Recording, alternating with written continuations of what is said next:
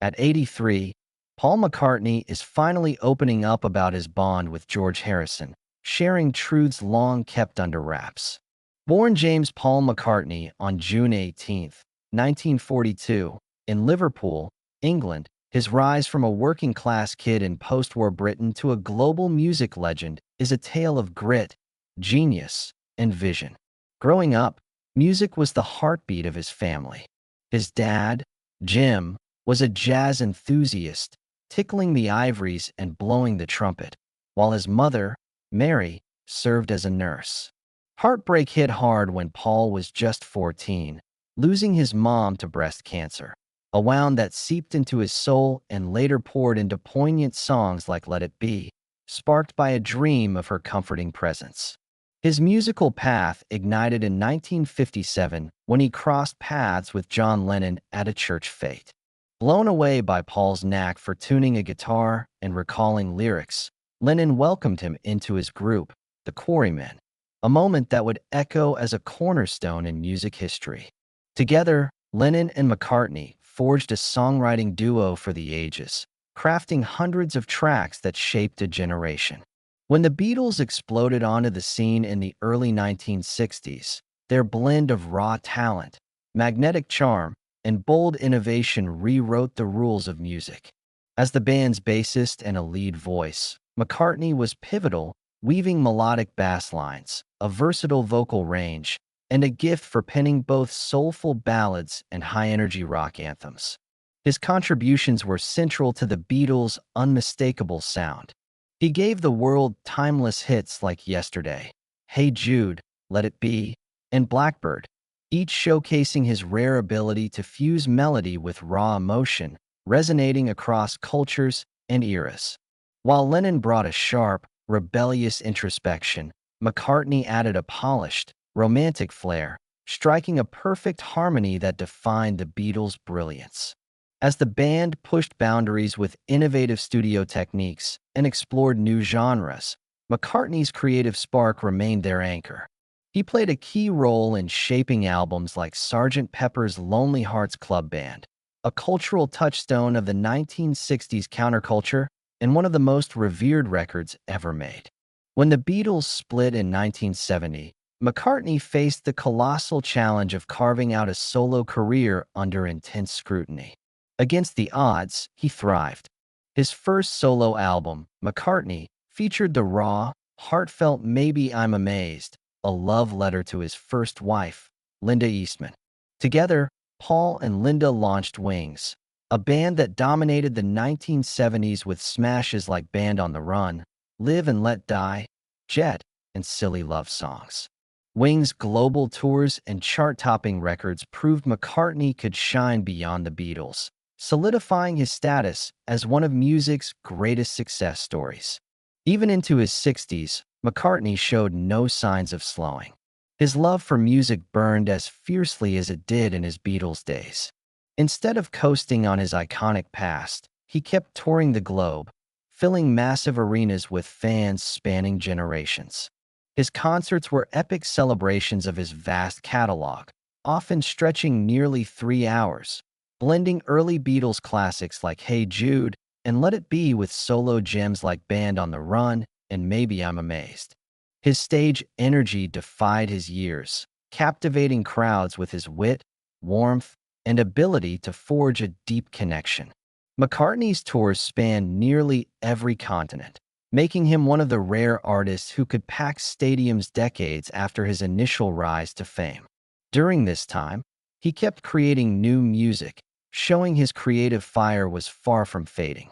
In 2006, he unveiled Ecce Soar Meum, or Behold My Heart, a sweeping classical work that revealed his range as a composer. This deeply personal project, inspired by memories of Linda, took nearly 8 years to craft and reflected his growing passion for orchestral and choral music. Premiered at London's Royal Albert Hall with the Academy of St. Martin in the Fields and the Boys of Magdalen College Choir, Oxford, it earned praise for its emotional depth and melodic grace, winning McCartney a Classical Brit Award and cementing his credibility in bridging pop and classical realms. In 2007, he returned to rock with Memory Almost Full, an album steeped in reflections on life, aging, and memory. Recorded amid the unraveling of his marriage to Heather Mills, it balanced introspection with resilience, with tracks like Ever Present Past and Dance Tonight showcasing his knack for blending lighthearted vibes with profound insights. Fans saw it as a meditation on mortality and legacy, with McCartney later admitting some songs drew from his thoughts on his own life's arc released under a new deal with Starbucks Here music label. It showed his adaptability to a shifting music industry, debuting in the top 5 in both the UK and US charts. In 2008, McCartney reinvented himself again with Electric Arguments, a daring collaboration with producer Youth under their experimental project, The Fireman. Unlike their earlier, mostly instrumental works, this album featured McCartney's vocals and spontaneous songwriting, recorded in just 13 sessions. The result was a vibrant mix of rock, folk, and ambient sounds, with tracks like Sing the Changes and Nothing Too Much Just Out of Sight revealing a raw, improvisational edge rarely heard in his polished pop output. Critics and fans lauded its bold freshness, proving that after over 4 decades in music, McCartney was still eager to take risks and explore uncharted creative ground. His personal life has been a compelling journey, mirroring his growth as an artist and his capacity for love, resilience, and connection through life's highs and lows. Each of his marriages tells a distinct story, from his profound, creative partnership with Linda Eastman to the stormy, publicized struggles with Heather Mills, to the serene, mature love he found with Nancy Shevell. His first marriage to Linda Eastman was one of the most cherished celebrity unions of the 20th century. They wed on March 12, 1969, at Marylebone Register Office in London, amid the frenzy of Beatlemania. Linda, a talented photographer and animal rights advocate, had already carved a name for herself capturing iconic shots of 1960s rock legends like Jimi Hendrix, The Doors, and the Rolling Stones. Her shared love of music, creativity, and nature forged an instant bond with Paul, and they became inseparable. The McCartneys were known for their authentic warmth and grounded family life, often opting for rural simplicity over rockstar glitz, raising their children, Heather, Mary, Stella, and James, in the countryside. Together, they formed Wings, launching a triumphant post-Beatles chapter with hits like Band on the Run and Live and Let Die. Linda's influence went beyond music, inspiring Paul to embrace vegetarianism and animal welfare, leading to the creation of the Linda McCartney vegetarian food brand. Their nearly 30-year marriage ended with Linda's death from breast cancer in 1998, leaving Paul shattered. He called her his soulmate, saying her memory lingers every day. After years of mourning, McCartney met Heather Mills, a former model and charity campaigner, in 1999 at a charity event. Their romance moved fast, drawing heavy media attention, and they married in June 2002 at Castle Leslie in Ireland in a grand ceremony. At first, their union seemed a hopeful new chapter after Linda's loss. Heather, known for her work supporting amputees and landmine victims after losing a leg in a 1993 accident, brought a new dynamic. They welcomed a daughter, Beatrice, in 2003, but by 2006, their marriage began to crumble amid allegations, media storms, and bitter legal battles. Their 2008 divorce was one of Britain's most high-profile celebrity splits, with private details splashed across the press. McCartney navigated the ordeal with dignity, focusing on his music and fatherhood. In 2011, he found love again with Nancy Shevell, a businesswoman and board member of the New York Metropolitan Transportation Authority. Their relationship, marked by quiet stability and mutual respect, contrasted with his past marriages. Nancy, a longtime friend and distant cousin of Barbara Walters, shared Paul's value of privacy. They married on October 9, 2011, at Marylebone Town Hall, the same venue as his wedding to Linda, in an intimate, elegant ceremony reflecting their deep, mature bond. Nancy, previously married for over 2 decades, brought calm and companionship to Paul's later years, their marriage described as one of quiet joy rooted in shared values. At 83, Paul McCartney has reached a reflective phase where memories flow as effortlessly as melodies once did from his guitar. With a career spanning over 6 decades, he's seen friends, fame, and fortunes ebb and flow. Yet few connections have carried as much weight or unspoken emotion as his bond with George Harrison. For years, fans have speculated about their relationship, often muddied by rumors of rivalry, pride, and the Beatles' larger-than-life mystique. Now, in his later years, McCartney is speaking openly, not with bitterness or nostalgia, but with the tenderness of a man ready to share the truth. George was like my younger brother, McCartney says, his voice softened by time. Back in the early days, I always felt a need to look out for him. He was the youngest of us, but he had this quiet strength. You couldn't push him around for long.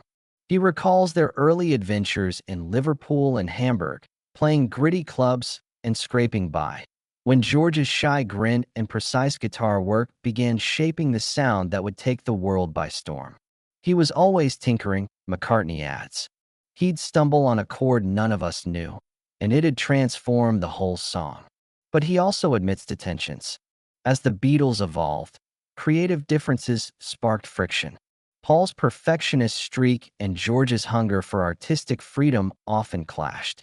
I was probably too controlling, McCartney admits with a wry chuckle.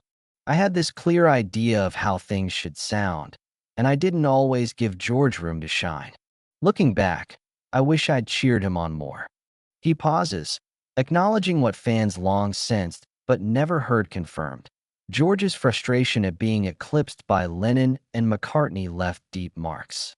George had these incredible songs, Something, Here Comes the Sun, and when I heard them, I knew he didn't need anyone's approval. He'd found his own voice. In recent interviews, McCartney has been candid about their final years together. When Harrison was fighting cancer, they reunited privately, setting aside old wounds. We sat for hours, just talking, holding hands, McCartney shares softly. We didn't dwell on the Beatles or fame. We talked about gardening, family, love, the things that really matter. I felt a calmness in him. That moment left a lasting mark on McCartney, bringing a sense of peace. When I left that day, I knew it might be the last time I saw him. But I also knew we were good. Everything was said. Even now, McCartney keeps George close. He often plays something in concerts, starting on a ukulele, George's favorite instrument, before the band joins in. I feel him right there with me, Paul says with a warm smile. It's like he's chuckling from the other side, saying, "You finally nailed it, mate." Audiences feel that connection too. It's more than a performance. It's a heartfelt tribute, a spiritual reunion between two brothers whose bond outlasted fame's chaos. Reflecting on the years since George's passing, McCartney credits Harrison for shaping his perspective. George taught me patience, to slow down and savor things. A garden, a sunset, a simple tune. I used to race through life, always chasing the next song, the next tour. George would say, "Just be here now, Paul." I didn't get it then, but I do now.